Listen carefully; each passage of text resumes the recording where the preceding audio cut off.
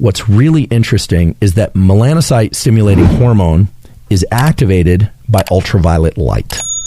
And it's not activated by ultraviolet light to the skin or directly to the pituitary. It's activated by ultraviolet light to the eyes.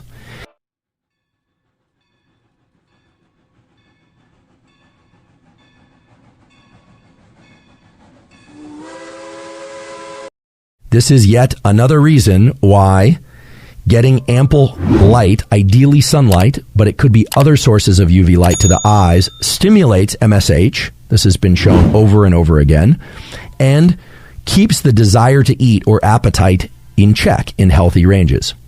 This is also why in the spring and summer months, animals and people eat less. Some people just have stable blood sugar.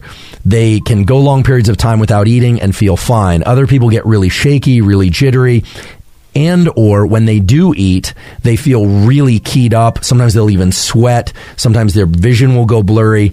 And some of that can actually be because they've become hyperglycemic. Let's talk about feeding in a simpler way, however. And let's weave the tools to manage blood glucose to keep it in check as we do that. So let's say you had a meal, and that meal consisted of rice, a carbohydrate, some meat or fish, let's say a piece of salmon, and some vegetable, some fibrous vegetable like asparagus or cabbage or something like that. If you were to eat all of that at once, you take a bite of one, a bite of the other, you mix it up, one of these, it all ends up in the same place kind of people, mix it all up, then you will experience an increase in insulin, an increase in blood glucose that's moderately fast. It's going to increase pretty quickly. What's remarkable is that the order that you consume each macronutrient has a pretty profound influence on the rate of insulin and glucose secretion into the blood and how quickly those levels rise. So we'll make it really simple. If you were to eat the rice first, your glucose would rise in a sharp spike, especially if it doesn't contain any fats to slow the absorption.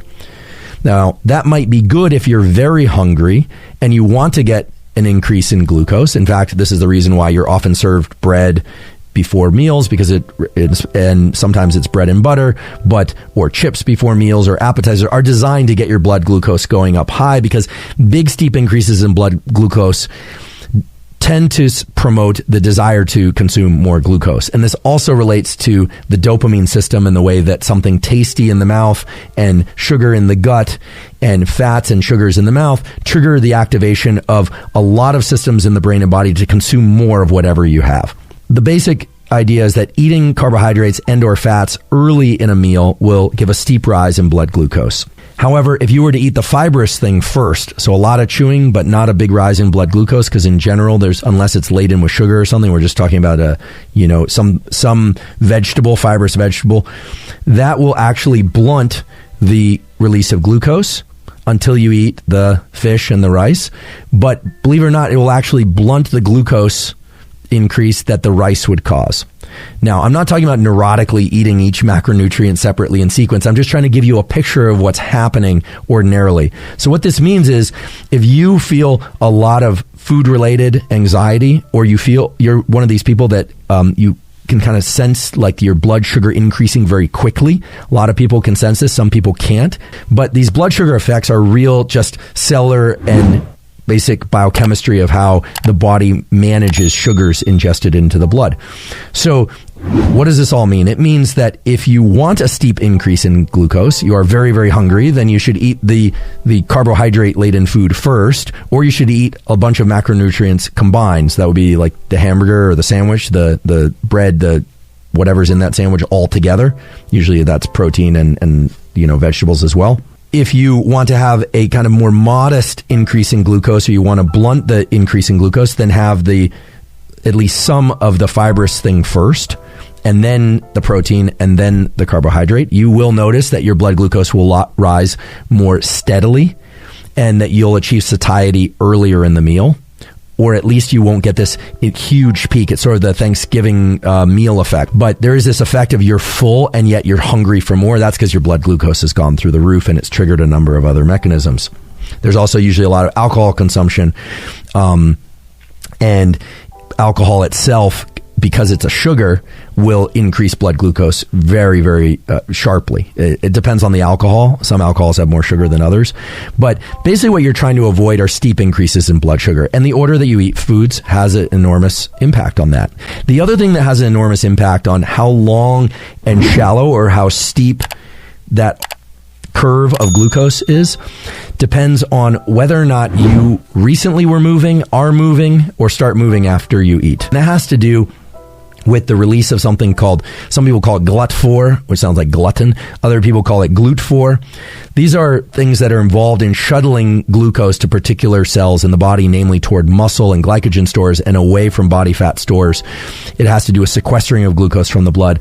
The point is that if you're somebody who struggles with blood sugar regulation, in addition to getting your body weight in a healthy range, the key thing is to try and get some movement sometime circa meal. The bottom line here is that if you, for instance, take a 30-minute walk after a meal, your blood glucose will be blunted in ways that are beneficial. The higher intensity of the movement, the greater the GLUT4 increase, and the more that the blood glucose will be blunted, and you'll shuttle more of that to glycogen and muscle stores. And even just moving after a meal, even just a calm, easy walk, can really adjust the ways in which blood sugar regulated for the better. Whether or not your blood sugar is all over the place or whether or not it's stable can be impacted by a number of things. One of those things is exercise. So these days there's a lot of interest in what they call zone 2 cardio, which is that kind of steady state cardio where you can just nasal breathe even at pretty high output.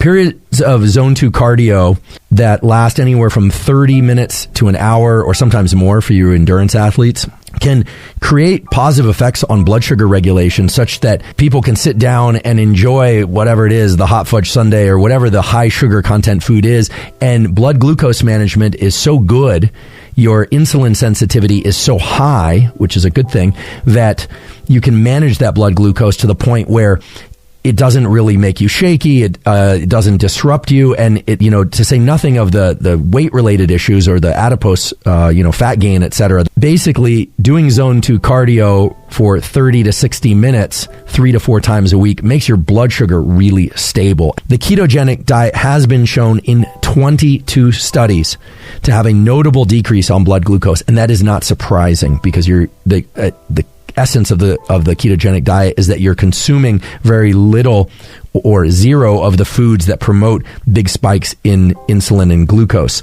On the flip side, high intensity interval training or resistance training, aka weight training, are very good at stimulating the various molecules that promote repackaging of glycogen. So sprints, heavy weightlifting, circuit type weightlifting, provided there's some reasonable degree of resistance, those are going to trigger all sorts of mechanisms that are going to encourage the body to shuttle glucose back into glycogen, convert into glycogen into muscle tissue, restock the liver, etc.